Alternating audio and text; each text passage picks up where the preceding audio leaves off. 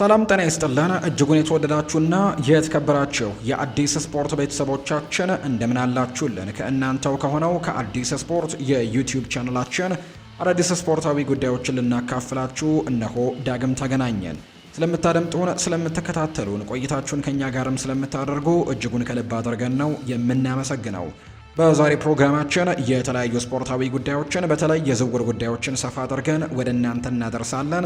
ሁለተኛው ቻናላችን ላይ ስለምትገኙ እጅግ ከልብ አድርገን እናመሰግናለን። ቪዲዮአችንን ላይክ እያደረጋችሁ ጀምሩት። የዝውውር ጉዳዮችን በዛሬው የዕለተ እሁድ የምሳ ሰዓት የስፖርት የመረጃ ሰዓታችን ወደ እናንተ እናደርሳለን። አብራችሁኝ ቆዩ።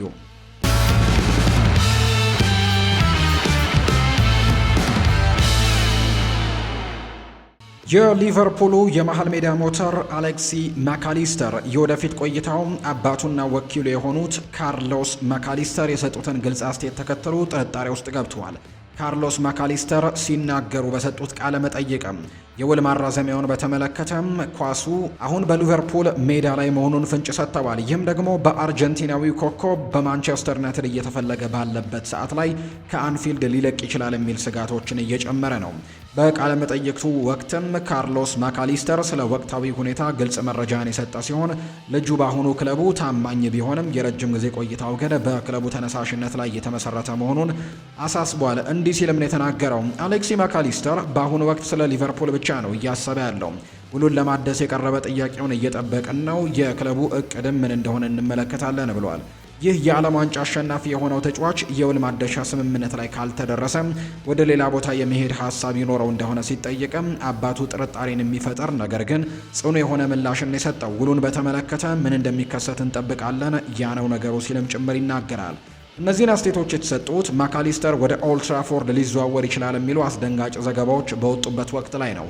ማንቸስተር ዩናይትድ ሁኔታውን በቅርበት እየተከታተለ ሲሆን የ27 ዓመቱ ተጫዋችም ለመሃል ሜዳቸው ትልቅ ለውጥን ሊያመጣ የሚችል ዝውውር አድርገው ነው የሚመለከቱት።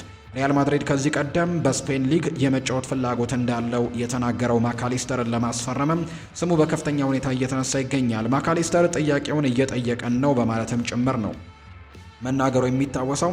ለሊቨርፑል ቦርድ ድርድሩን እንዲያፋጥንም አለበለዚያ ደግሞ ቁልፍ ተጫዋቻቸውን ለቀጥታ ተቀናቃኛቸው አሳልፈው ሊሰጡ እንደሚችሉ ግልጽ መልእክትን የላከም እንደሚመስል መረጃው ይወጣል። ከብራይተን ከመጣ ጀምሮ አሌክሲ ማካሊስተር ለቀያዮቹ ሊቨርፑሎችም እጅግ አስደናቂ ብቃትን እያሳየ ነው የሚገኘው።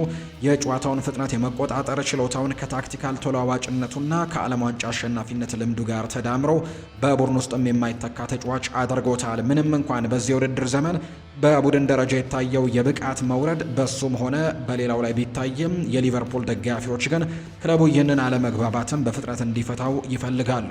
ማካሊስተር ለክለቡ የቅርብ ጊዜ ስኬቶችም ወሳኝ የሆኑትን መረጋጋትና ፈጠራንም የሰጠ ምርጥ ተጫዋች መሆኑ እሱን ማጣት ለሊቨርፑልም ትልቅ ነገር ሊሆን እንደሚችል ጭምር ነው የሚታመነው። ሙሪሎ በውድድር ዘመኑ መጨረሻም ከኖቲንግሃም ፎረስት ሊለቅ እንደሚችል ስሙ እየተነሳ ሲሆን እንደ ቼልሲና ሊቨርፑል ያሉ ክለቦች እሱን ለማስፈረም ከፍተኛ ፍላጎት አሳይተዋል። ፉትቦል ኢንሳይደር እንደዘገበው የ23 ዓመቱ ብራዚላዊ ተከላካይም ለማስፈረም የሚደረገው ጥረት ቼልሲ ቀዳሚነቱን ይዟል። ተጫዋቹ በውድድር ዘመኑ መጨረሻ ክለቡን የመቀየር ፍላጎት ያለው ሲሆን በሚቀጥለው ዓመት የሻምፒዮንሺፕ መወዳደር አይፈልግም። ሊቨርፑልና ቼልሲ በክረምቱ ተጫዋቹን ለማስፈረምም ዝግጁ ናቸው ተብሎ ነው የሚታሰበው።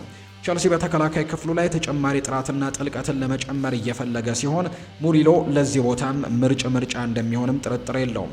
በፕሪሚየር ሊጉ ብቃቱን ያሳየ ሲሆን በከፍተኛ ደረጃ የመወዳደር ችሎታም አለው።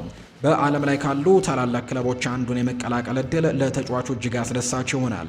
ቼልሲ በሚቀጥለው የውድድር ዘመን የአውሮፓ ውድድር ተሳትፎንና ለዋንጫ መፎካከር እድልም ሊሰጠው እንደሚችል ነው የሚታመነው። በተመሳሳይ ሊቨርፑልም በዓለም ላይ ካሉ ትልልቅ ክለቦች መካከል አንደኛው ነው። የወቅቱ የፕሪሚየር ሊግ ሻምፒዮን ሊቨርፑሎች በተከላካይ ክፍላቸው ላይ ተጨማሪ ጥራት የሚፈልጉ ሲሆን ሙሪሎ ደግሞ ተስማሚ ዝውውር ሊሆንላቸው እንደሚችል ይነገራል። ኢብራሂማ ኮናቴ ውሉ በውድድር ዘመኑ መጨረሻ ላይ የሚያልቅ በመሆኑ ሊቨርፑል እሱን የሚተካ ተጫዋች ያስፈልጋቸዋል። ጆ ጎሜዝም ከክለቡ ሊለቅ የሚችልበት እድል ስሙ በስፋት እየተነሳ ነው የሚገኘው። ይህ የ23 ዓመት ብራዚላዊ ለሁለቱም ክለቦችም ተስማሚ ሲሆን የት እንደሚያርፍ ደግሞ ወደፊት የሚታይ ነው የሚሆነው።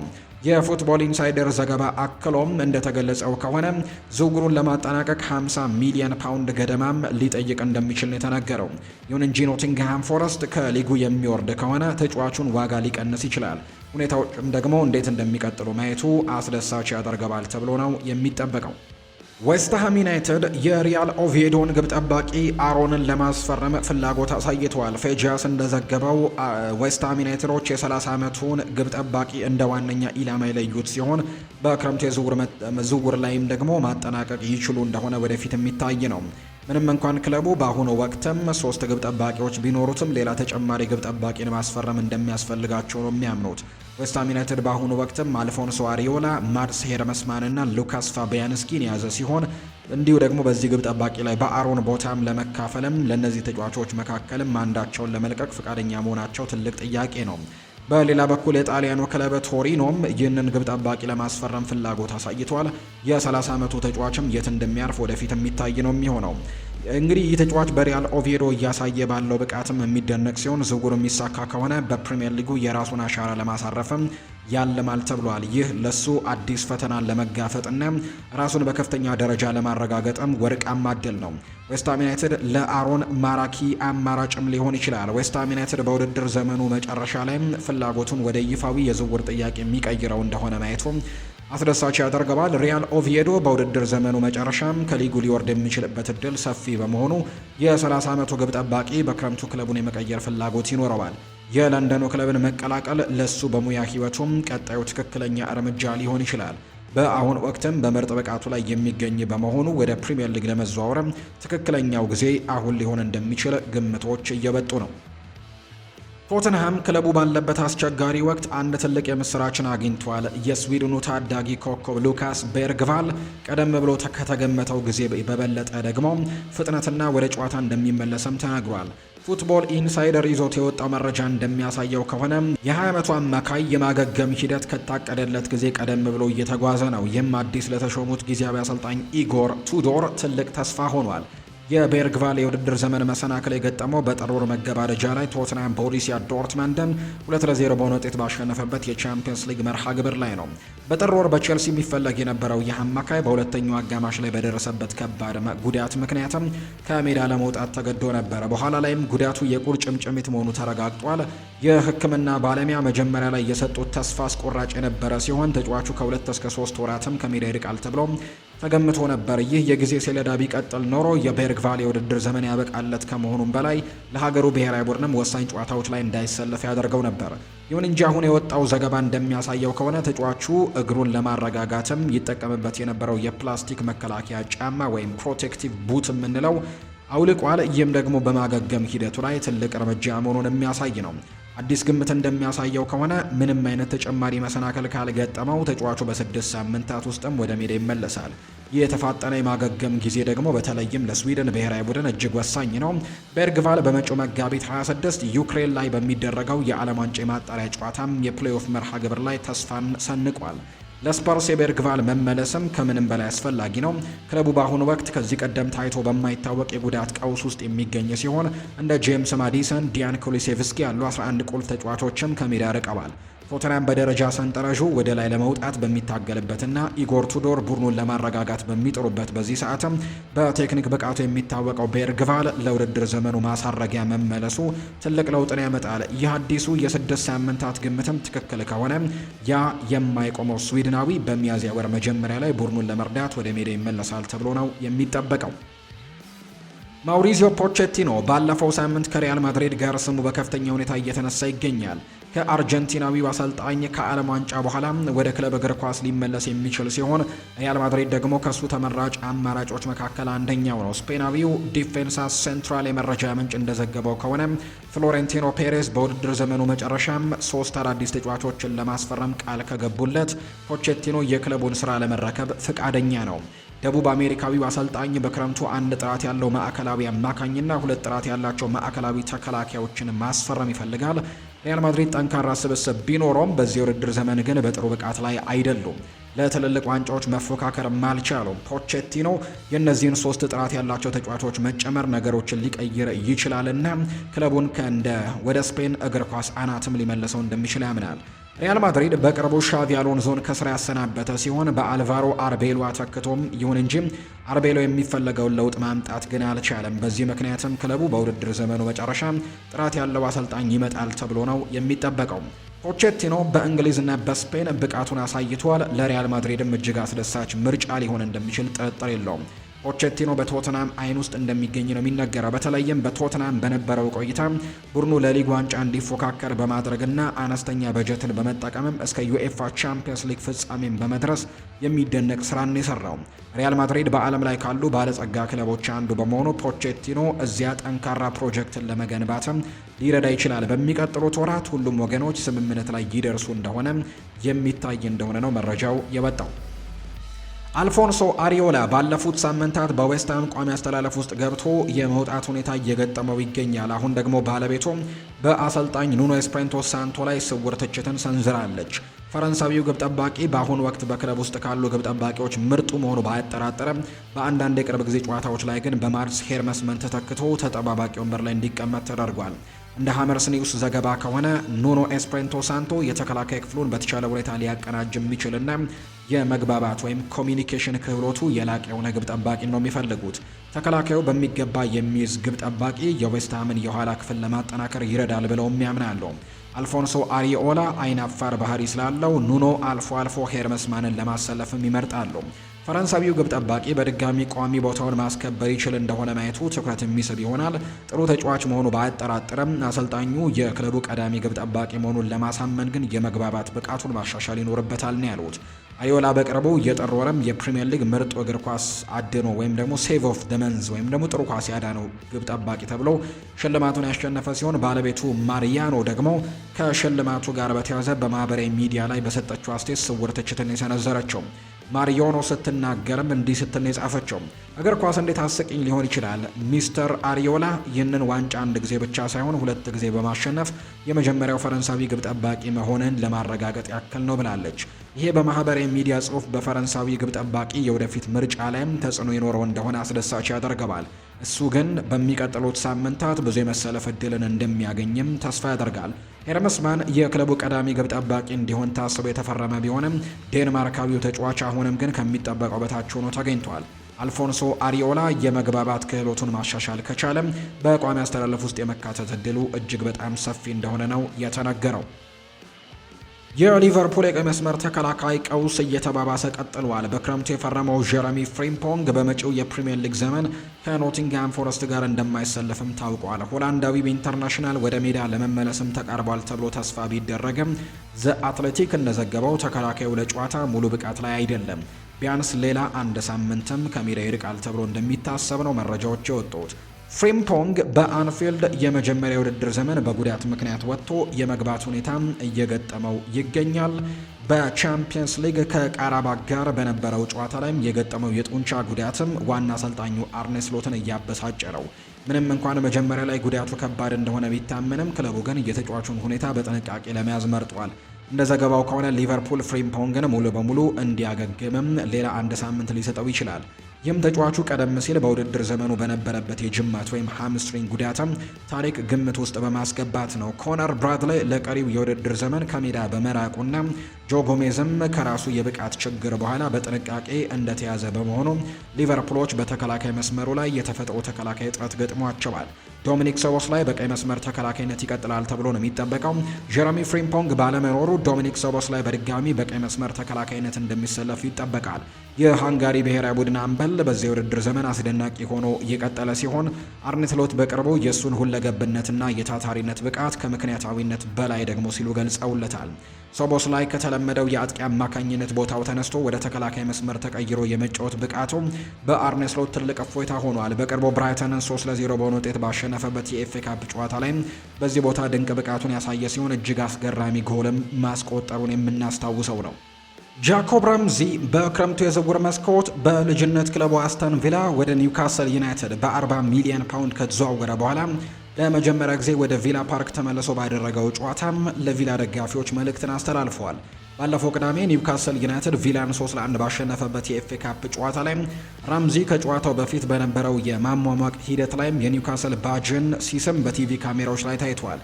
ይህም የቀድሞው የቡድን አጋሩ ሞርጋን ሮጀርስን ለመቀለድ ያደረገው ሲሆን ሮጀርስን በፈገግታ የታጀበ የመቃወሚያ ምልክትንም ሲያሳየው ነበር። ምንም እንኳን በጨዋታው ወቅት የኒውካስል ባጅን በመሳብ የቀድሞ አጋሩ ላይ ቢቀልድበትም የራምሴ ለቪላ ደጋፊዎች ያለውን ክብር ግን በተለያዩ መንገዶች ላይ ሲገልጽ ነበር።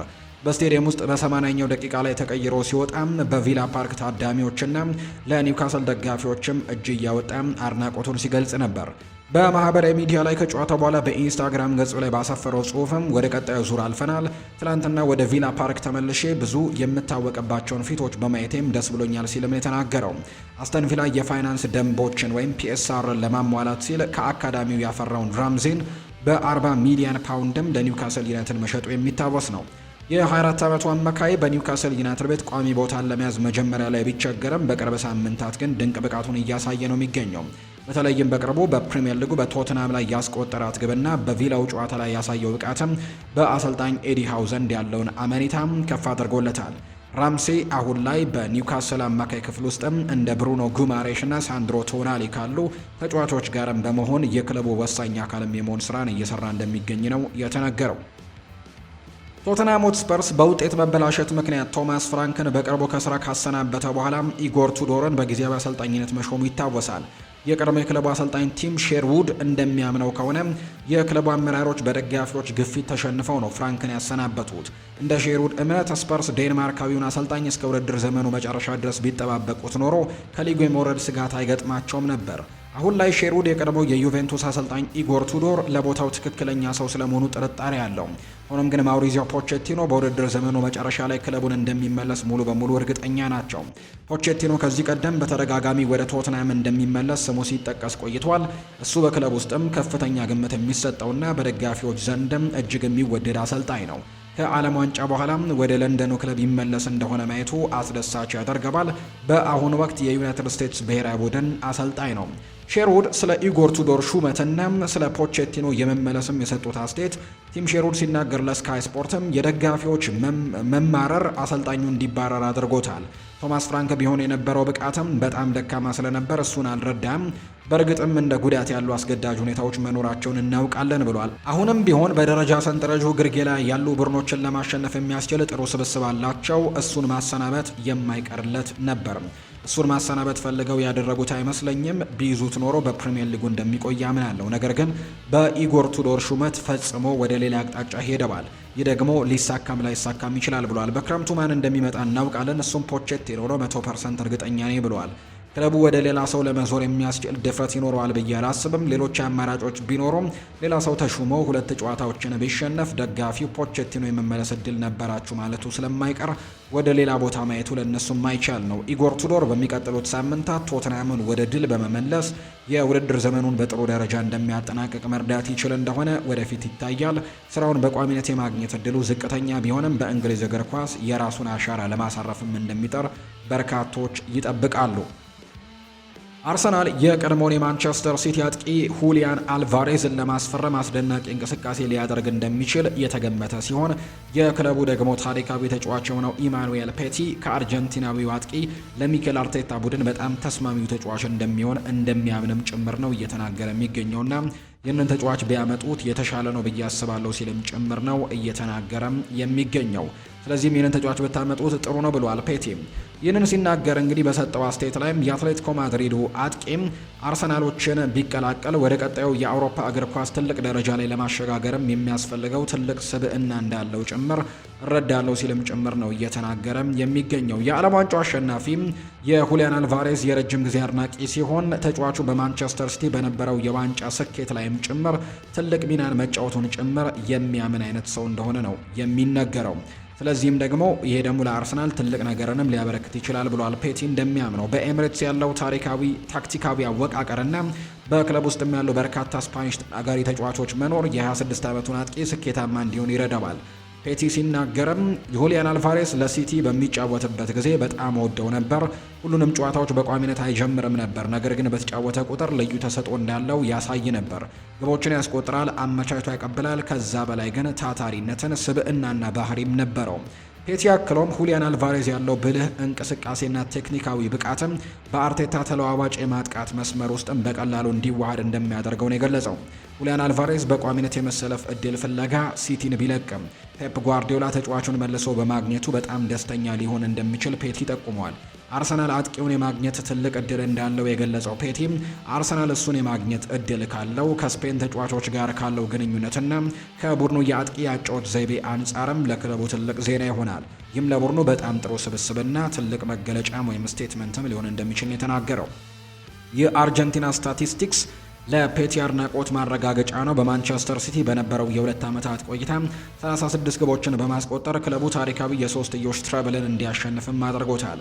የግብ የማስቆጠር ብቃቱ ስፔን ውስጥም ቀጥሏል። እንደ አውሮፓውያኑ አቆጣጠር በ2024 አትሌቲኮ ማድሪድን ከተቀላቀለ በኋላ በክለቡ 41 ግቦችን ያስቆጠረ ሲሆን በዘንድሮ 2025-26 የላሊጋ ውድድር ዘመን ብቻ 8 ግቦችን አስቆጥሯል። አሁን ላይ ቼልሲ እና አርሰናል ያሉ ታላላቅ የፕሪሚየር ሊግ ክለቦችም እሱን ለማስፈረም ከፍተኛ ፍላጎት አሳይተዋል። ቼልሲ ተጫዋቹን ለማግኘትም ንግግሮችን እያፋጠነ በመሆኑ ቢነገርም አሁንም ግን አርሰናል አሁንም ጠንካራ ተፎካካሪ ሆኖ ቀጥሏል። አርሰናሎች ለረጅም ጊዜ ሲከታተሉት የነበረ ሲሆን ዝውውሩን ለማሳካትም ጋብሪኤል ሄሱስን እንደ ተለዋዋጭ ስዋፕ ዲልም ሊያቀርቡ እንደሚችሉ ጭምር እየተነገረ ነው። የ23 ዓመቱ ግብ ጠባቂም ጄምስ ትራፎርድ ባለፈው ክረምት ከበርንሌ ማንቸስተር ሲቲን የተቀላቀለው በቋሚነት ለመሰለፍ በማለም ነበር። ይሁን እንጂ ክለቡ በዝውውር መስኮቱ መጨረሻ ላይ ጂዋንሉጂ ዶናሩማን ማስፈረሙ ትራፎርድን ወደ ተጠባባቂነት አውርዶታል። በትልቅ ተስፋ ወደ ኢቲያድ ቢመለስም ዘንድሮ በፕሪሚየር ሊግ መሰለፍ የቻለው በ3 ጨዋታዎች ላይ ብቻ ነው። በትራፎርድ በቅርቡ በሰጠው አስተያየትም የዶናሩማ ዝውውር እንደሚካሄድ አስቀድሞ አለማወቁና ሁኔታው እንዳልጠበቀው መሆኑን ገልጿል። ኒውካስል ትራፎርድን ለማስፈረም ሲፈልግ ይህ የመጀመሪያው አይደለም። ክለቡ ባለፈው ክረምትም ተጫዋቹን ለማግኘት ጥረት አድርጎ የነበረ ቢሆንም ሳይሳካ ግን ቀርቷል። አሁን ግን ኤዲሃው የ34 ዓመቱ ኒክ ፖፕን ሊተካ የሚችል ወጣትና በሊጉ ልምድ ያለው ግብ ጠባቂን ስለሚፈልጉ ትራፎርድን እንደ ዋነኛ ኢላማ ይዘውታል። ምንም እንኳን ኒውካስል ዩናይትድ ተጫዋቹን ቢፈልግም ሌሎች ክለቦች በፉክክር ውስጥ ግን ገብተዋል። እንደ ፉትቦል ኢንሳይደር ዘገባ ከሆነ ትራፎርድ በኡናይ ኤምሪ ስር የመጫወትና በቻምፒየንስ ሊግ የመሳተፍ እድልም ስላለው አስተን ቪላ ከኒውካስል ዩናይትድ በላይ ሊመርጥ እንደሚችል የተናገረው። ዌስትሃም ዩናይትዶች ግን ግብ ጠባቂዎቹን አልፎንሶ አሪዮላን ለመተካትም ትራፎርድን ይፈልጉታል። ለትራፎርድ ትልቁ ስጋት የመሰለፍ እድል ማጣቱ በ2026ቱ የዓለም ዋንጫ በእንግሊዝ ብሔራዊ ቡድን ውስጥ ሊኖረው የሚችለውን ቦታ አደጋ ላይ መጣሉ ነው። ምንም እንኳን በቶማስ ቱሄል ስር ለህዳር ወር የብሔራዊ ቡድኑን ጥሪ ተደርጎለት የነበረ ቢሆንም በቋሚነት ካልተጫወተ ግን ወደ ሰሜን አሜሪካ በሚጓዘው ስብስብ ውስጥ የመካተት እድሉ ጠባብ ሊሆን እንደሚችል የሚያሳዩ መረጃዎች ናቸው እየወጡ የሚገኙት። ውድን የተከበራችሁ ቤተሰቦቻችን ከሁለተኛው የዩቲዩብ ቻናላችን አዲስ ስፖርት ልዩ ለዛሬ ለዕለተ እሁድ ምሳ ሰዓቱ ፕሮግራማችን የያዝነው ፕሮግራም ይህንን ይመስል ነበር። ስላደመጣችሁን፣ ስለተከታተላችሁን፣ ቆይታችሁንም ከኛ ጋር ስላደረጋችሁ እጅግ ከልብ አድርገን ነው የምናመሰግነው። ፉአድ ባሮ ፕሮግራሙን እየመራው ከእናንተ ጋር ቆይታን አድርግ ያለው። በቀጣይ ፕሮግራሞቻችን ሌሎች ስፖርታዊ ጉዳዮችን፣ ሌሎች አዳዲስ መረጃዎችን አካተን በድጋሚ ተመልሰን የምንገናኝ ይሆናል። ስላደመጣችሁኝ፣ ስለተከታተላችሁኝ፣ ቆይታችሁም ከኛ ጋር ስለነበር ከልብ አድርጌ ያመሰገንኩኝ። መልካም ጊዜ መልካም ቀን እንዲሆንላችሁም ነው በአክብሮት የምመኘው።